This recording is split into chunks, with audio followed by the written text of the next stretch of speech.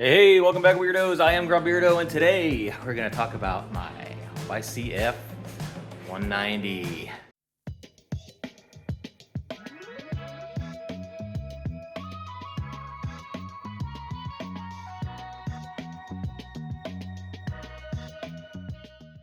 All right, so I got this thing like a year or two ago, and this is kind of like just my experience with it. I don't know, whatever, review, whatever. I divided this thing up into like 3 sections. Let's go over when I purchased it. When I first got it, I didn't buy it new. And then we'll do the stuff that I had to change like immediately. And then after I started riding it, all the stuff that I had to fix. And then at the end, I'll do a little pros and cons, and maybe it'll give you guys some information as far as whether you want to buy one of these things or not. Spoiler alert, you should. But let's get to it. When I first got this thing, it had a Michigan title. I didn't buy it new, I bought it used. I traded another bike for it. It had the Michigan title that was already set up for street legal. I've got multiple videos on how to do that here in Ohio. I'll link them somewhere in the cards or whatever.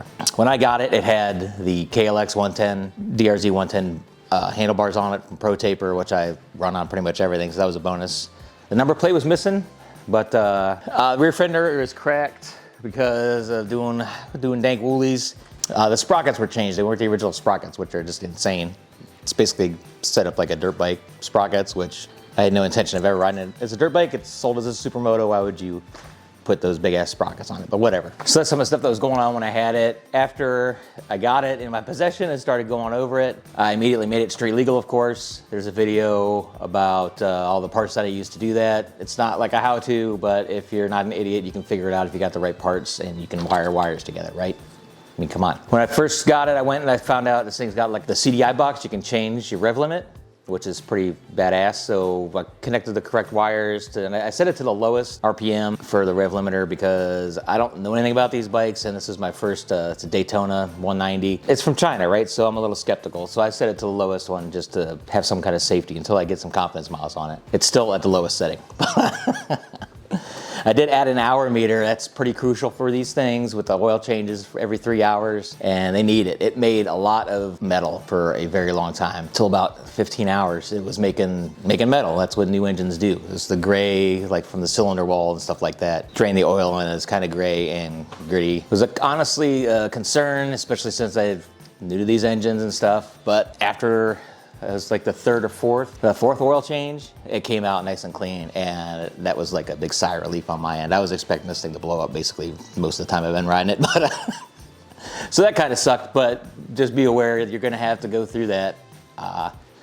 It's just a new engine, that's the way they are. The rear fender's still cracked. I did put some hot staples in the back of it, so as far as the plastics go, I straightened all that stuff out. Changed the grips on it. I got One Finger sent me some free grips when I bought one of their clutch levers. So I just threw those on because I had them around and added these are from Outlaw Stunt Parts, just some sliders, some Delrin pucks to put on the end of your handlebars. They work fucking awesome. Before that, I put bark busters on it from eBay. I had to like mount them upside down to get them to fit, and it was the whole thing about it was kind of janky. I like having bark busters because it makes me feel like I'm protected or somehow. It's all just mental bullshit. Safety's an illusion, folks. But I usually like to have bark busters because it makes me feel a little bit safer without my hands out there in the wind or to hit stuff or whatever. But I ended up taking them off because they look like crap. If you're wondering why I've got SuperClean sitting here, it's because the good folks at SuperClean offer to do a giveaway for my channel. If you live within the continental United States, as long as you live within the continental United States, contiguous whatever United States, they will send you a bottle of SuperClean degreaser spray, as well as a foaming aerosol can for this giveaway. All you need to do, I'm gonna make this simple in the comments, just write what state you're from, and then after I'll give it before I leave for Barber Motorsports Park for the small bore at Barber. At the end of this May 20, I leave on my birthday, the 29th. We will leave, I'll leave it open all this month. So you guys got plenty of time to enter. Just put this in the comments to enter. Just put in your state that you live in. That way I know that that's where it's going to, and it's in the United States here. It's not Hawaii, Puerto Rico, Alaska, or U.S. Virgin Islands, Guam, I don't know. And it's not an international thing, so it's just U.S. only on the mainland, folks.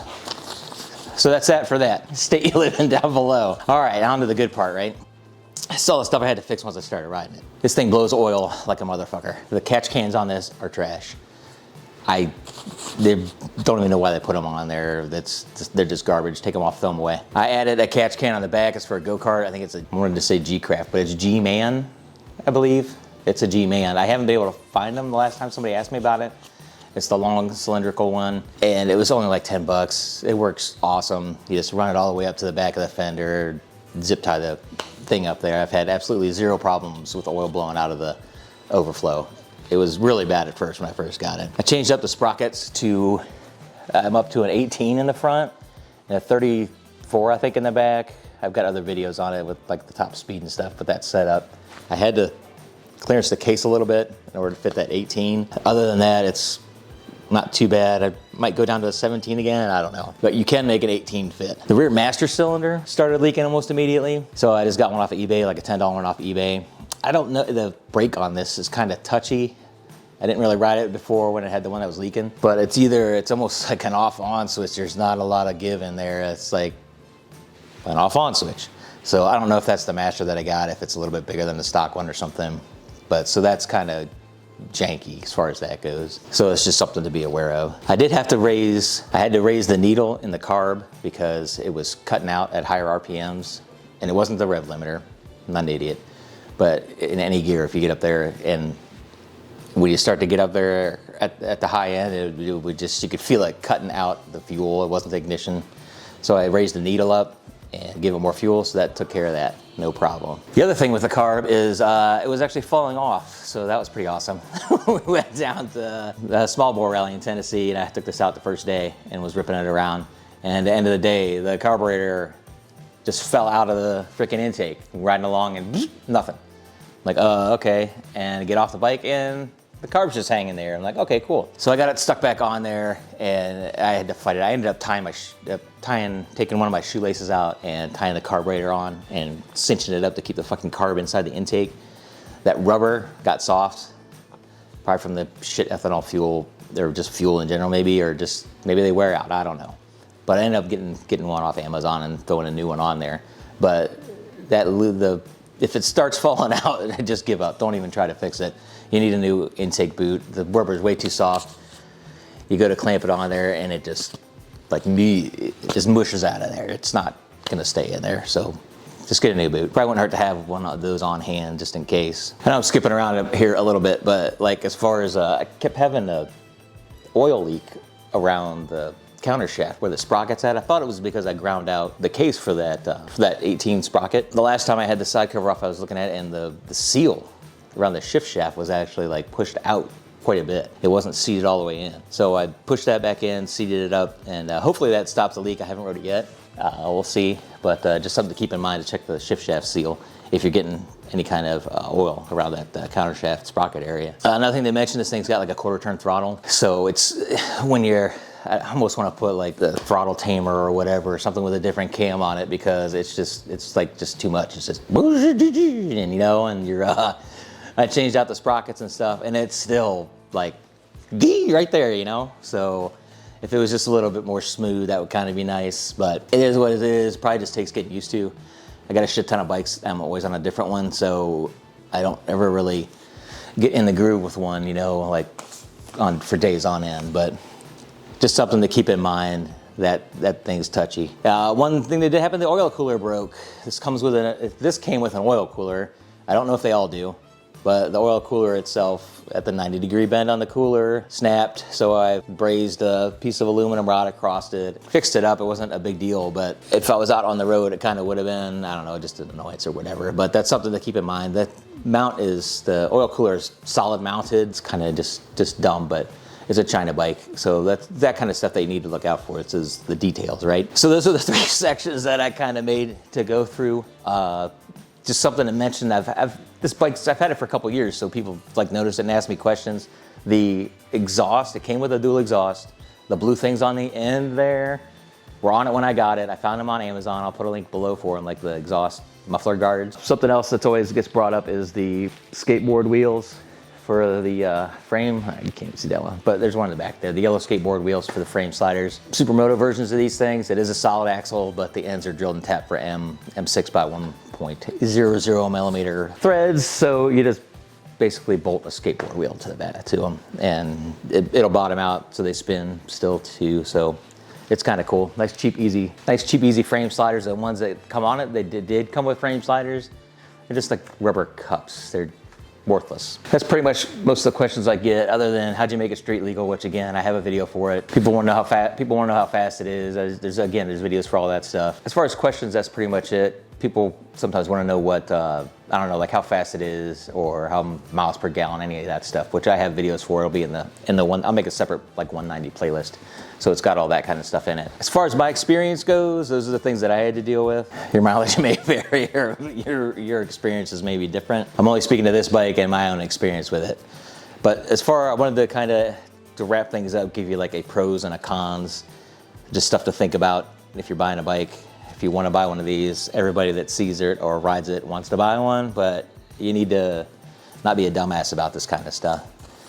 The pros, it's fast as fuck, boy. I mean, again, I have a lot of bikes, and this is, I think, the fastest one. Definitely the quickest as far as acceleration and whatnot. It's just a blast. It's just so much fun.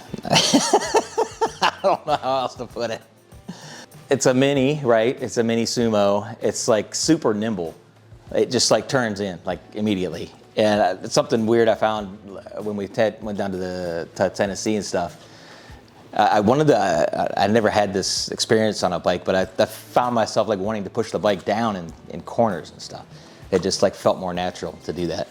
I don't know what the deal is with that. I'm not a dirt bike rider. Maybe that's like the frame geometry or something. I don't know. I'm just telling you how I felt. Another pro is, I would say it's a good value. I think these things run, I don't know what they're up to. Everything's more expensive now. Binomics, I think there might be up to 38 for the Supermoto version. They have a big wheel one too, which is just gay as fuck. 12-inch tires, please. If you want a big bike, if you want big wheels, get a big bike. But I think they're around 38 or something like that. The main importer is only like 45 minutes from my house. I had no idea how close they were, which is pretty cool. Like, no, I've never been there. Yeah, I don't know why I mentioned that, but they're right there. The parts availability is good. It's basically a China pit bike. The engine's been out for a long time. Parts are cheap and plentiful. Amazon has a lot of stuff, but I recommend either going through wholesale motorcycles or whatever. They're the ones in Akron that actually distribute these things. Or Rob's YCF is real big on Facebook and the Facebook groups there. He seems to really do a good job of keeping parts available, you know, and shipping out right away and stuff. So check out Rob's YCF. He's got a Facebook page. He's in all of the YCF 190 and the 150 Supermoto group, and then all like the dirt bike groups and stuff too. But he seems to specialize in the YCF motorcycles. That's pretty much it for pros. Oh yeah, cons. Oh, I forgot about this. Cons. The first one, I didn't write it down, but as soon as I said cons, it came to mind. This fucking seat. It's like riding on a goddamn pizza cutter. Seriously, it's so narrow. You gotta like switch ass cheeks throughout the entire day. You can't actually like just sit on the bike and ride. So short distance, you're all right. But dude, I was out on it for, I think I had like 4 or 5 hours on it, and my ass was done. But as far as what I actually wrote down, the cons, it's a China bike. So there's that, right? Not everything is engineered for longevity and durability. It's engineered for dollars and just to get something out there that they can call it that. So you need to go over, like I said, the oil cooler was solid mounted. That's just dumb. The metallurgy is not up to par. It's not a German motorcycle. It's not German metallurgy. It's China. So there's that. The welds don't look horrible. You know, it's not like I don't know what I'm trying to say. It's still a China bike, but it's not as bad as some. I don't know. We'll call it top tier China.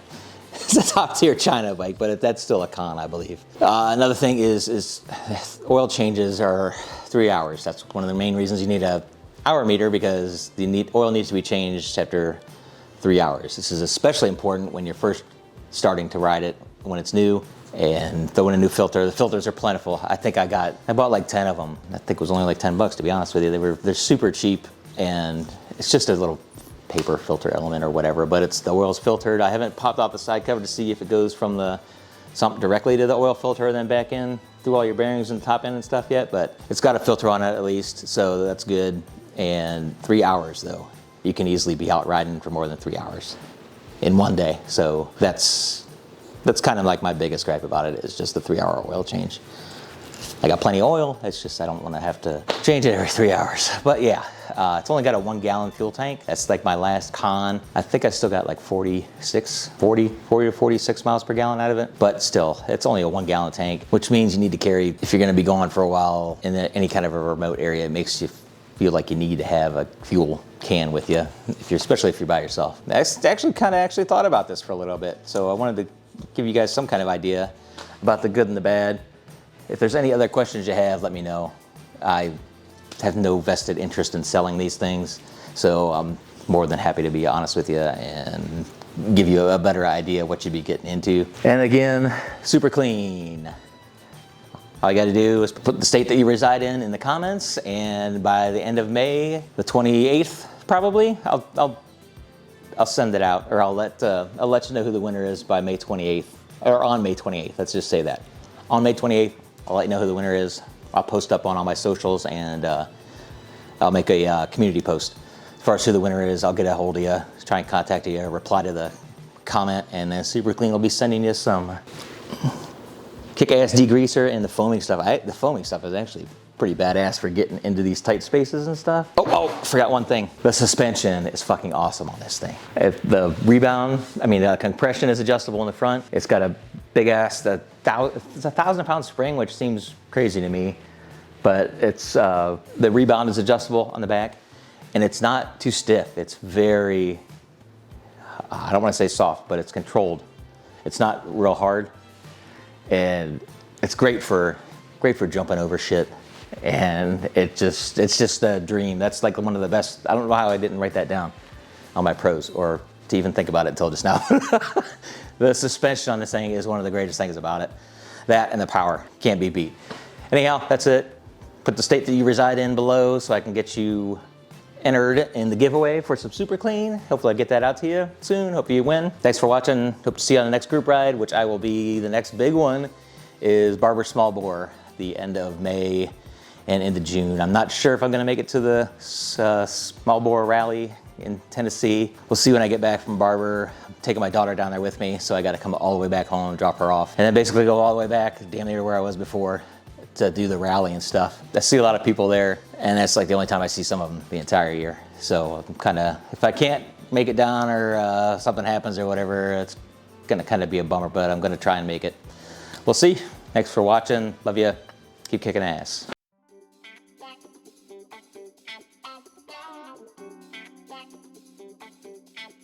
Wow.